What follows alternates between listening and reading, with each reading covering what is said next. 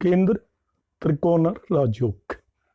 राजयोग series का ये एक बहुत ही इम्पोर्टेंट राजयोग होने वाला है। एंड तक आप वीडियो देखिए। राजयोग समझने के लिए केंद्र त्रिकोण राजयोग समझना सबसे ज़्यादा इम्पोर्टेंट है। बाकी सब कॉम्बिनेशन तो वेल डिफाइंड है, उनमें हमें पता होता है कि कौन सा ग्रह कहाँ पे होना चाहिए, तब वो योग बनते हैं। मगर राजयोग के कुछ नियम हैं और उन नियमों को हम देखकर पता कर सकते हैं कि नेटिव की कुंडली में राजयोग है या नहीं। केंद्र और त्रिकोण राजयोग सबसे ज्यादा प्रभावी या इम्पोर्टेंट राजयोग होते हैं।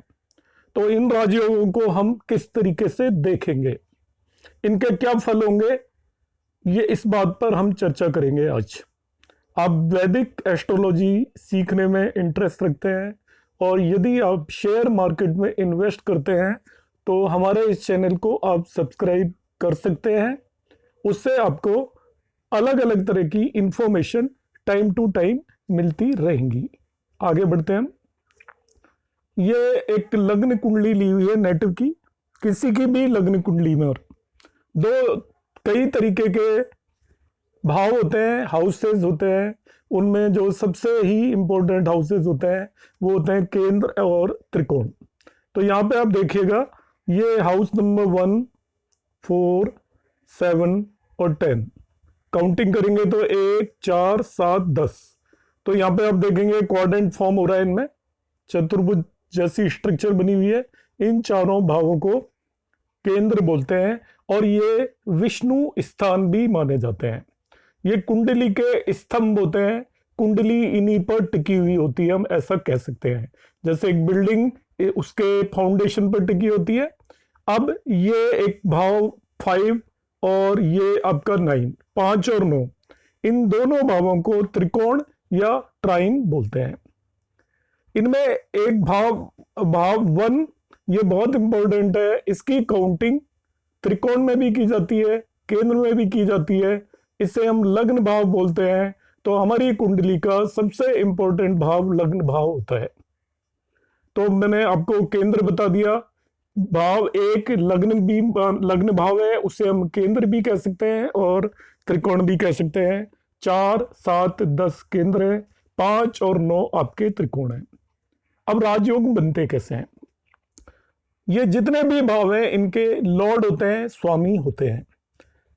किस भाव में कौन सी राशि रखी हुई है उसके स्वामी होते हैं। उसको जानने के लिए आप मेरे प्रीवियस वीडियोस देख सकते हैं। अभी मैं ये मान के बता रहा हूं कि आपको भावों के स्वामी पता है, राशियों के स्वामी मालूम है। तो केंद्र और त्रिकोण के स्वामियों के कॉम्बिनेशन से जो राजयोग बनते हैं उन्हें हम केंद्र त्रिकोण राजयोग बोलते हैं। अब यहाँ पे मैं कई सारे एग्जाम्पल लेके आपको समझाऊंगा किन किन स्थितियों में राजयोग बनने वाला है। तो पहली परिस्थिति जो होती है वो आपकी होती है, जैसे मैं एक चार्ट में राशि रख देता हूं, यहां पर 2, 3, 4, 5, 6, 7, 8, 9, 10, 11, 12, 1। ये वृषभ या टॉरस लग्न की कुंडली होगी। अब इसमें दो आपके त्रिकोण हैं, 6 और 10। 6 का स्वामी मरकरी होता है, 10 का स्वामी सैटर्न या शनि होता है। ऐसे ही केंद्र है 2, 5, 8, 11। अब सबसे पहले राजयोग बनता है जब केंद्र लॉर्ड किसी भी केंद्र का स्वामी त्रिकोण के स्वामी के साथ केंद्र या त्रिकोण में बैठ जाए। केंद्र का स्वामी त्रिकोण के स्वामी दोनों एक साथ केंद्र या त्रिकोण में बैठ जाए तो सबसे पहला राजयोग बनता है। अब कैसे बनेगा देखिए, जैसे इस घर के अंदर मैं आपका मरकरी और वीनस को बिठा देता हूं। मरकरी और वीनस, तो मरकरी और वीनस मैंने जैसे इस हाउस के अंदर बिठाए तो देखिए ये आपका केंद्र त्रिकोण राजयोग हो गया। किस तरीके से केंद्र त्रिकोण राजयोग हुआ? मरकरी यहाँ का लॉर्ड है, दिस इज ट्राइन, मरकरी बिठाया है मैंने, और वीनस यहाँ का लॉर्ड है। तो आपका केंद्र और त्रिकोण का लॉर्ड एक साथ बैठ जाए। अब इसमें एक ध्यान रखना, अलग अलग लोग अलग अलग बताते हैं, मैं इसका परफेक्ट आपको कॉम्बिनेशन बता रहा हूं कि ये राजयोग तभी रिजल्ट अच्छे देगा जब ये केंद्र या त्रिकोण में ही बन रहा है। तो केंद्र और त्रिकोण का स्वामी दोनों किसी भी केंद्र या त्रिकोण में एक साथ बैठ जाए तो केंद्रीय त्रिकोण राजयोग बनता है, पहला कॉम्बिनेशन। इसे हम युति या कंजक्शन बोलते हैं। दूसरा होता है कि केंद्र का स्वामी और त्रिकोण का स्वामी दोनों एक दूसरे को देख रहे हो। केंद्र का स्वामी त्रिकोण का स्वामी एक दूसरे को देख रहे हो, फिर मैं कंडीशन लगाऊंगा केंद्र और त्रिकोण में बैठकर, मतलब वो बैठे भी केंद्र और त्रिकोण में ही है, तभी मैं इसको राजयोग कंसीडर करूंगा, स्ट्रॉन्ग राजयोग कंसीडर करूंगा। तो केंद्र और त्रिकोण के स्वामी एक दूसरे को किस तरीके से देख सकते हैं, देखिए यहां पर मैं मान लेता हूं कि इस 2 साइन में मैंने आपका यहां पर सैटर्न को बिठा दिया, शनि को, और 8 साइन में मैंने यहां पे मरकरी को बिठा दिया। सैटर्न और मरकरी बिठा दिया, मैं जरा हटा देता हूं, देखिए यहां पे मैंने बिठा दिया शनि को और यहां पे बिठा दिया मरकरी को।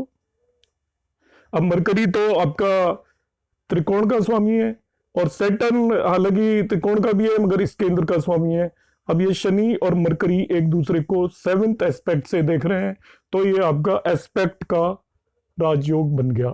तो इस राजयोग को हम क्या कहेंगे, यदि केंद्र का स्वामी और त्रिकोण के स्वामी दोनों एक दूसरे को केंद्र या त्रिकोण में बैठकर ही देख रहे हो तभी भी राजयोग बनता है, और उसको भी हम केंद्र त्रिकोण राजयोग कहेंगे। ये दूसरा राजयोग हो गया। तीसरा जो राजयोग होता है केंद्रीय त्रिकोण, उसे हम एक्सचेंज या राशि परिवर्तन कहते हैं। राशि परिवर्तन क्या होता है, केंद्र का स्वामी त्रिकोण में बैठ जाए और उसी त्रिकोण का स्वामी उसी केंद्र में आकर बैठ जाए। केंद्र का स्वामी त्रिकोण में और उसी के त्रिकोण का स्वामी केंद्र में आकर बैठ जाए, उसको केंद्र त्रिकोण राजयोग कहेंगे। अब मैं ये आपको समझाता हूं। मैंने यहां पर 8 साइन में फिर से मरकरी को बिठा दिया इस जगह पे, और आपका इस जगह पे मैंने यहां पर मंगल को बिठा दिया, यहां पर मंगल को नहीं, यहां पर मंगल को बिठा दिया 6 साइन में, मार्स बिठा दिया 6 साइन में। तो 8 साइन में मैंने मरकरी बिठाया है और 6 साइन में मार्स बिठा दिया है। ये मरकरी आ गया, ये यहां पे मार्स आ गया आपका। अब ये राजयोग बनाया नहीं, तो अब देखिए यहां पे क्या हुआ, मार्स केंद्र का स्वामी है, 7वें घर में का स्वामी है, वहां पे 8 राशि है, उसका स्वामी मार्स होता है स्कॉर्पियो का, और मरकरी केंद्र का स्वामी है, वो त्रिकोण का स्वामी है 6 भाव का। तो दोनों एक दूसरे के घर में जाके बैठ गए हैं, एक दूसरे का, इसको हम राशि एक्सचेंज या एक्सचेंज राजयोग भी बोलते हैं। तो दोनों एक दूसरे के घर में जाकर बैठ गए, केंद्र का स्वामी त्रिकोण में और त्रिकोण का स्वामी केंद्र में जाकर बैठ जाए, तभी भी जो राजयोग होता है उसे हम केंद्र त्रिकोण राजयोग ही बोलते हैं। अब लास्ट और चौथा जो केंद्र त्रिकोणीय राजयोग है, उसमें आप केंद्र का स्वामी त्रिकोण में जाके बैठ गया और त्रिकोण का स्वामी अपने घर को ही एस्पेक्ट कर रहा है। केंद्र का स्वामी त्रिकोण में जाकर बैठ गया और त्रिकोण का स्वामी अपने ही घर को एस्पेक्ट कर रहा है। मैं एग्जांपल यहां पे देता हूं, आपका केंद्र का स्वामी, लाइक मैं कंसीडर कर लेता हूं, इस केंद्र का स्वामी हुआ मंगल, वो यहां पे जाके बैठ गया आपका त्रिकोण में, मार्स 5वें घर में जाके बैठ गया, और 5वें घर को इसका ही लॉर्ड यहां से, सपोज मरकरी यहां बैठा हुआ है, 5वें घर का स्वामी मरकरी है, तो यहां से 1 2 3 4 5 6 7 7th एस्पेक्ट से मरकरी अपने घर को देख रहा है। तो केंद्र का स्वामी त्रिकोण में बैठा हुआ है, त्रिकोण का स्वामी उसी त्रिकोण को देख रहा है, इसका मतलब केंद्र के स्वामी को एस्पेक्ट कर रहा है, तो ये भी केंद्र त्रिकोण राजयोग बनता है। तो मैंने जो आपको 4 ये राजयोग के कॉम्बिनेशन बताए, ये परफेक्ट राजयोग है। अलग अलग ज्योतिषी आपको अलग अलग तरीके से बताएंगे कि इनके अलावा और किन्हीं भी हाउसेज में यदि ये कॉम्बिनेशन हो रहे हैं तभी भी वो राजयोग बताते हैं। अब वो आपके ऊपर मैं छोड़ता हूं, आप उन्हें राजयोग मानते हैं या नहीं मानते हैं, मगर 100% रिजल्ट मिलने के लिए ये 4 कॉम्बिनेशन ही एप्लीकेबल है।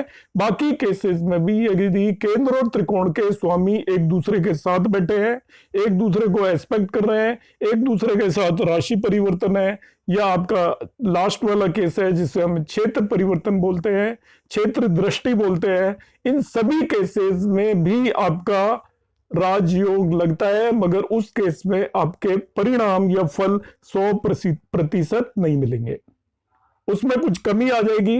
100% रिजल्ट के लिए ये सभी राजयोग आपके केंद्र और त्रिकोण में ही होने चाहिए।